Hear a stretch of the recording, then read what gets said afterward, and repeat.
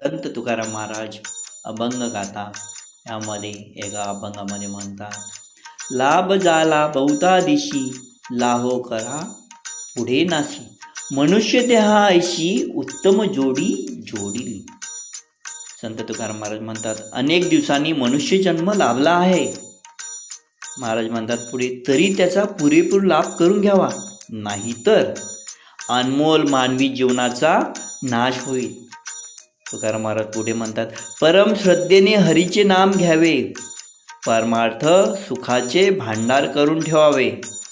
व्यापाऱ्याप्रमाणे या प्राप्तीची हाव मनात धरावी.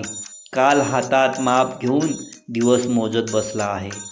त्यामुळे चोर पाठीशी लागला की आपण जसे पळत असतो त्याप्रमाणे कालरूपी चोर मागे लागला, हे जाणून परमार्थाची साधना त्वरित करावी. तुकाराम महाराज पुढे म्हणतात, सावकाश वार्धक्य आल्यावर परमार्थ करू, असे म्हणणे हे वेळेपणाचे आहे. कारण किती काल आपण जगणार हे माहीत नसल्यामुळे परमार्थाला ताबडतोब सुरुवात करावी. म्हणे करीन ते पिसे, हाती काय ऐसे, तुका म्हणे नेनसी. संत तुकाराम महाराज पुढे म्हणतात, सुखाचे ओतले दिसे श्रीमुख चांगले, मने धरीला अभिलाष मिठी घातळी पायास. संत तुकाराम महाराज समजावून सांगतात, सुखद जणू मुशीत ओतून तयार झालेले श्रीहरीचे मुख कमल सर्वश्रेष्ठ व चांगले आहे. माझ्या मनाने या श्रीहरीची इच्छा धरली आहे आणि त्याच्या चरण कमलाला मिठी मारली आहे.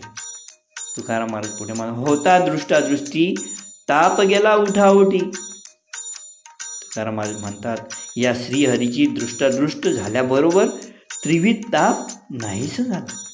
तुकाराम महाराज पुढे म्हणतात, तुका म्हणे झाला, तुका म्हणे झाला लाभे लाभ दुनावाला. तुका म्हणे झाला लाभे लाभ दुनावाला.